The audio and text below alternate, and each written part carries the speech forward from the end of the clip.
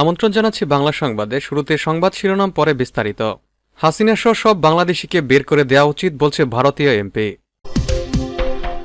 এদিকে সংস্কার ছাড়া নির্বাচনের আয়োজন ত্রুটিপূর্ণ হবে বলছে ডাক্তার তাহের। জাতিসংঘের প্রতিনিধি দলের সঙ্গে জামায়াত নেতাদের সাক্ষাৎ। এদিকে দুবারের বেশি কেউ প্রধানমন্ত্রী হতে পারবেন না বলছে বিএনপির সহ সাংগঠনিক সম্পাদক ব্যারিস্টার মীর মোহাম্মদ হেলাল উদ্দিন। জানাবো আলোচনার মাধ্যমে ভারতের সাথে সীমান্ত সমস্যার সমাধান করতে হবে বলছে পররাষ্ট্র মন্ত্রণালয়। এদিকে নতুন মাত্রা যুক্ত হচ্ছে ঢাকা বেইজিং সম্পর্ক, পররাষ্ট্র উপদেষ্টার চীন সফর। এখন বিস্তারিত।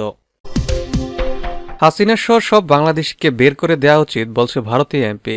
ভারতের হিন্দুত্ববাদী দল শিবসেনার সংসদ সদস্য সঞ্জয় রাউত বলেছেন, ভারত থেকে সব বাংলাদেশিকে বের করে দেওয়া উচিত। এটা শুরু হওয়া উচিত শেখ হাসিনাকে দিয়ে, যাকে এদেশে আশ্রয় দেওয়া হয়েছে। সম্প্রতি বলিউড তারকা সাইফ আলী খানের উপর হামলাকারী একজন বাংলাদেশি বলেই মুম্বাই পুলিশ সন্দেহ পোষণ করার পর এ নিয়ে প্রতিক্রিয়া জানাতে গিয়ে সঞ্জয় রাউত একথা বলেন।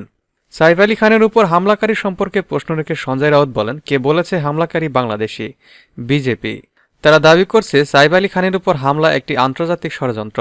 আন্তর্জাতিক ষড়যন্ত্রটা আসলে কি? তিনি বলেন, একজন অভিনেতার উপর হামলা হয়েছে, জনগণকে সত্যটা বলা উচিত। যদি তিনি হামলাকারী বাংলাদেশি হন তাহলে এর জন্য দায়ী কেন্দ্রীয় সরকার।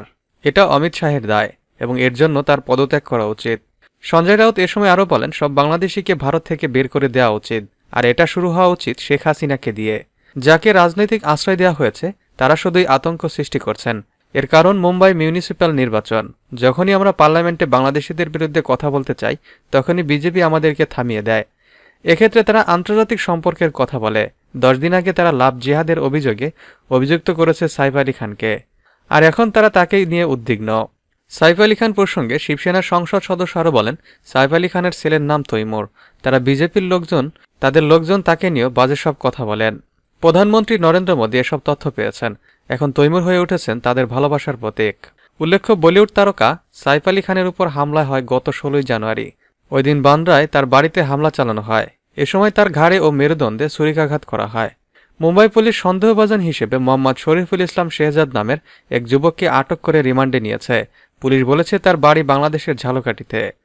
পুলিশের দেয়া বিবৃতি অনুযায়ী শেহজাদ চুরি করার উদ্দেশ্যে সাইফ আলী খানের বাসভবনে প্রবেশ করেন, কিন্তু বাড়িতে সাইফ আলী খান উপস্থিত থাকায় তাকে ছুরিকাঘাত করেন শেহজাদ। এতে তিনি মারাত্মকভাবে আহত হন। হামলাকারীর বিরুদ্ধে ভারতীয় দণ্ডবিধির বিভিন্ন ধারায় মামলা হয়েছে। এদিকে শরীফুল ইসলাম শেহজাদ নিজেকে বিজয় দাস নামে পরিচয় দিতেন। তার কাছে ভারতীয় নাগরিকত্বের বৈধ কোনো প্রমাণ ছিল না। তবে তারা আইনজীবী সংবাদ মাধ্যমের কাছে দাবি করেন, শরীফুল ইসলাম বাংলাদেশি কিনা পুলিশের কাছে তার কোনো প্রমাণ নেই। তার মক্কেল ওই এলাকায় গত 7 বছর ধরে বাস করছেন। শরীফুলের নাগরিকত্ব নিয়ে তার আইনজীবী সন্দীপ খান সেখানে বলেন, আদালত তার মক্কেলের 5 দিনের রিমান্ড মঞ্জুর করেছেন। তবে শরীফুল বাংলাদেশি এমন কোনো তথ্য আদালতকে দিতে পারেনি পুলিশ। তাদের দাবি, শরীফুল 6 মাস ধরে মুম্বাই রয়েছে, সেটিও মিথ্যা। শরীফুল 7 বছর ধরে মুম্বাইয়ে বসবাস করছে, তার পরিবারও এখানে রয়েছে। সেই সঙ্গে পুলিশের তদন্ত সঠিকভাবে হচ্ছে না বলেও দাবি করেন এই আইনজীবী। সূত্র ANI। বাংলাদেশ সফররত জাতিসংঘের নির্বাচনী চাহিদা মূল্যায়ন মিশনের সঙ্গে সৌজন্য সাক্ষাৎ করেছেন জামায়াত ইসলামীর নেতারা। আজ দুপুরে ঢাকায় জাতিসংঘের আবাসিক কার্যালয়ে এ সৌজন্য সাক্ষাৎ অনুষ্ঠিত হয়। বৈঠকে জাতিসংঘের বিশেষজ্ঞ প্রতিনিধি দল জামায়াত ইসলামী নেতাদের কাছে জানতে চেয়েছেন, আগামী জাতীয় নির্বাচনে সব দল অংশগ্রহণ করতে পারবে কিনা। জবাবে দলটির নায়েবে আমির ডাক্তার সৈয়দ আবদুল্লাহ মোহাম্মদ তাহের বলেছেন, আমরা বলেছি কোনো দলের পক্ষে বা বিপক্ষে আইনগত কোনো বিষয় নিয়ে আমরা কোনো মতামত দিচ্ছি না। এটা peoples will decide, society will decide, situation will decide. জাতিসংঘের বিশেষজ্ঞ দলের সঙ্গে বৈঠক শেষে সাংবাদিকদের এক প্রশ্নের জবাবে ডাক্তার আবদুল্লাহ মোহাম্মদ তাহের এ কথা বলেন। জাতিসংঘ প্রতিনিধি দল জাতীয় নির্বাচনে সব দলের অংশগ্রহণের বিষয়ে জানতে চাইলে জামায়াতের পক্ষ থেকে বলা হয়, দলের নীতিগত সিদ্ধান্ত অবাধ ও সুষ্ঠু নির্বাচন, সেটা দলীয় মূলনীতিও। নির্বাচন অবশ্যই শিগগির ও দ্রুত সময়ের মধ্যে হতে হবে, তবে সেটা অবশ্যই মৌলিক কিছু সংস্কারের পর। সংস্কার ছাড়া নির্বাচনের আয়োজন ত্রুটিপূর্ণ হবে, তবে নির্বাচন হতে হবে অবশ্যই কেয়ারটেকার সরকারের অধীনেই। তবে স্থানীয় সরকার নাকি জাতীয় নির্বাচন, কোনটা আগে চায় জামায়াত, এমন প্রশ্নে এখনও কিছু চূড়ান্ত করা হয়নি বলে দলের পক্ষ থেকে জানানো হয়। জামায়াত ইসলামীর শীর্ষ নেতা বলেন, নির্বাচনের তারিখ কবে হতে পারে তা জানতে চাওয়া হয়েছে। আমরা বলেছি অবশ্যই যত শিগগির দ্রুত সময়ের মধ্যে নির্বাচন চাই, তবে অবশ্যই মৌলিক কিছু সংস্কার আগে দরকার। সেটা না করেই আগে নির্বাচন করতে গেলে তা আগের নির্বাচনের মতোই হওয়ার সম্ভাবনা থাকে। নির্বাচন স্বচ্ছ করার জন্য জরুরি কিছু সংস্কার বা পরিবর্তন আগে দরকার। কিছু ইলেকটোরাল ল পরিবর্তন করা দরকার। তাতে নির্বাচন কমিশন আরও বেশি শক্তিশালী হবে। পাশাপাশি সংবিধানে কিছু মৌলিক পরিবর্তন আনা দরকার বলে আমরা জানিয়েছি।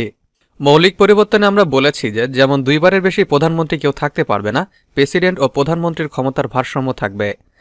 তাহের বলেন, যেসব সংস্কার কমিশন এরই মধ্যে প্রতিবেদন জমা দিয়েছে, আমরা মনে করি সেগুলো নিয়ে সরকারকে অনতিবিলম্বে রাজনৈতিক দলগুলোর সঙ্গে ডায়ালগ শুরু করা দরকার এবং এই ডায়ালগের মাধ্যমে সচেতনতা স্বচ্ছতা তৈরি করে যথাশীঘ্রই সম্ভব নির্বাচনের আয়োজন করা দরকার। অর্থাৎ নির্বাচন আয়োজন করার জন্য মিনিমাম পসিবল নেসেসারি রিফর্মের পর নিকটবর্তী সময়ের মধ্যে আমরা নির্বাচন চাই। 2 বারের বেশি কেউ প্রধানমন্ত্রী হতে পারবে না। বাংলাদেশ জাতীয়তাবাদী দল বিএনপি চট্টগ্রাম বিভাগীয় সাংগঠনিক সম্পাদক ব্যারিস্টার মীর মোহাম্মদ হেলাল উদ্দিন বলেছেন, তারেক রহমান 31 দফা দিয়েছে হাসিনার মতো স্বৈরাচার সরকার আর যাতে আসতে না পারে। কতটুকু উদার হলে 31 দফায় তিনি বলেছেন 2 বারের বেশি কেউ প্রধানমন্ত্রী হতে পারবেন না। শিক্ষক ডাক্তাররাও যাতে প্রতিনিধিত্ব করতে পারে সেজন্য বিশিষ্ট সংসদ করা হবে। বেকারদের জন্য বেকার ভাতা চালু করবেন। নির্বাচনী এলাকা 8000 উপজেলার ফরহাদাবাদ ইউনিয়ন আয়োজিত বিএনপি ঘোষিত রাষ্ট্র সংস্কারের 31 দফা বাস্তবায়নের লক্ষ্যে গণসমাবেশে তিনি এসব কথা বলেন। এ সময় তিনি নেতাকর্মীরা চাঁদাবাজিতে জড়ালে সাংগঠনিক ব্যবস্থা সহ প্রশাসনিক ব্যবস্থা নেওয়ার হুঁশিয়ারি দেন। মীর মোহাম্মদ হেলাল উদ্দিন বলেন, বাংলাদেশ যতবার সংকটে পড়েছে জিয়া পরিবারই উদ্ধার করেছে। জিয়া পরিবার বাংলাদেশিদের কাছে সবচেয়ে নিরাপদ আশ্রয়স্থল। 1971 সালে মুক্তিযুদ্ধে আমাদের চট্টগ্রাম থেকে স্বাধীনতার ঘোষণা করেন। জিয়াউর রহমান ক্ষমতালোভী ছিলেন না, যুদ্ধ করে ক্যান্টনমেন্টে ফিরে গিয়েছিলেন। 75 সালে 7 নভেম্বর জাতির ক্লান্তিকালে শহীদ প্রেসিডেন্ট জিয়াউর রহমান হাল ধরেন। 90-এর অভ্যুত্থান এরশাদের পতনের নেতৃত্বে দেন তারই সহধর্মিণী বেগম খালেদা জিয়া। 2024 আগস্ট ফ্যাসিস্ট হাসিনা পতনের নেতৃত্বে দেন শহীদ জিয়ার সুযোগ্য সন্তান তারেক রহমান। ফরহাদাবাদ ইউনিয়ন বিএনপির সভাপতি মোহাম্মদ রহমাতুল্লাহ মেম্বারের সভাপতিত্বে চট্টগ্রাম উত্তর জেলা জাসাসের সভাপতি এবং ফরহাদাবাদ ইউনিয়ন বিএনপির সাধারণ সম্পাদক কাজী সাইফুল ইসলাম টুলিলের সঞ্চালনায় প্রধান অতিথি হিসেবে উপস্থিত ছিলেন বাংলাদেশ জাতীয়তাবাদী দল বিএনপির কেন্দ্রীয় নির্বাহী কমিটির সাংগঠনিক সম্পাদক চট্টগ্রাম বিভাগ ব্যারিস্টার মীর মোহাম্মদ হেলাল উদ্দিন। আলোচনার মাধ্যমে ভারতের সাথে সীমান্ত সমস্যার সমাধান করতে হবে বলছে পররাষ্ট্র মন্ত্রণালয়। 2 প্রতিবেশী দেশের মধ্যে বিদ্যমান স্থল সীমান্ত চুক্তির অধীনে ভারতের সাথে সীমান্ত সম্পর্কিত সমস্যাগুলো আলোচনার মাধ্যমে সমাধানের আশা করছে বাংলাদেশ। সোমবার বিকেলে পররাষ্ট্র মন্ত্রণালয়ের পক্ষ থেকে গণমাধ্যমে পাঠানো এক বার্তায় বলা হয়েছে, সীমান্তে শান্তি বজায় রাখার জন্য বিদ্যমান দ্বিপক্ষীয় চুক্তি কাঠামোর অধীনে গঠনমূলক আলোচনার মাধ্যমে যেকোনো সমস্যার সমাধান করা উচিত বলে বাংলাদেশ দৃঢ়ভাবে বিশ্বাস করে। চাঁপাইনবাবগঞ্জে ভারত বাংলাদেশ সীমান্তে সাম্প্রতিক ঘটনাবলীর বিষয়ে সংশ্লিষ্ট মন্ত্রণালয় ও সংস্থাগুলোর কাছে বিস্তারিত প্রতিবেদন চেয়েছে বলে পররাষ্ট্র মন্ত্রণালয়ের পক্ষ থেকে উল্লেখ করা হয়। গণমাধ্যমের খবর অনুযায়ী শনিবার চাঁপাইনবাবগঞ্জের শিবগঞ্জ উপজেলার চৌকা সীমান্ত সীমারেখার কাছে ভারতীয় নাগরিকদের সাথে সংঘর্ষে 3 বাংলাদেশি আহত হয়েছেন। এই ঘটনায় এলাকায় উত্তেজনা বিরাজ করছে বলে জানা গেছে। এর আগে 7 জানুয়ারি ভারতের border guard security force BSF চৌকা সীমান্তের শূন্যরেখা বরাবর একটি কাঁটাতারের বেড়া নির্মাণ শুরু করলে বর্ডার গার্ড বাংলাদেশ বিজিবি বাধা দেয় এবং উভয় পক্ষের মধ্যে উত্তেজনার সৃষ্টি হয়। নতুন মাত্রায় যুক্ত হচ্ছে ঢাকা বেইজিং সম্পর্ক। ঢাকা বেইজিং সম্পর্ককে নতুন উচ্চতায় নিয়ে যাওয়ার লক্ষ্যে প্রথম দ্বিপক্ষীয় রাষ্ট্রীয় সফরে চীনের উদ্দেশ্যে ঢাকা ছেড়েছেন পররাষ্ট্র উপদেষ্টা মোহাম্মদ তৌহিদ হোসেন। সোমবার বিকেলে হযরত শাহজালাল আন্তর্জাতিক বিমানবন্দর থেকে তিনি ঢাকা ত্যাগ করেন। চীনের পররাষ্ট্রমন্ত্রী ওয়াংইয়ের আমন্ত্রণে দেশটিতে সফরে যাচ্ছেন পররাষ্ট্র উপদেষ্টা। 5 দিনের সফর শেষে 24 জানুয়ারি তার দেশে ফেরার কথা রয়েছে। বাসসের এক প্রতিবেদনে বলা হয়েছে, এই রাষ্ট্রীয় সফরে ঋণের সুদ হার কমানো, পানি বিদ্যুৎ সংক্রান্ত তথ্য বিনিময়, চিকিৎসা সহযোগিতার অগ্রগতি এবং মিয়ানমার পরিস্থিতি সমাধানে চীনের ভূমিকা বাড়ানোকে উৎসাহিত করা প্রভৃতি বিষয় গুরুত্ব পাবে। গত আগস্টে ড মোহাম্মদ ইউনূসের নেতৃত্বাধীন অন্তর্বর্তী সরকার দায়িত্ব গ্রহণের পর এই সফরকে অত্যন্ত গুরুত্বপূর্ণ প্রথম দ্বিপক্ষীয় সফর হিসেবে মনে করছেন বৈদেশিক সম্পর্ক বিশেষজ্ঞরা। ঢাকায় নিযুক্ত চীনের রাষ্ট্রদূত ইয়াওয়েন ইঙ্গিত দিয়েছেন, ঢাকার করা আগের অনুরোধে সাড়া দিয়ে পানি বিদ্যুৎ সংক্রান্ত তথ্য বিনিময়ে একটি বাস্তবায়ন পরিকল্পনা সই করতে প্রস্তুত বেইজিং। বাংলাদেশের গুরুত্বপূর্ণ তিস্তা নদী প্রকল্পের চীনের সম্ভাব্য ভূমিকা নিয়েও এই সফরে আলোচনা করা হবে বলে প্রত্যাশা করা হচ্ছে।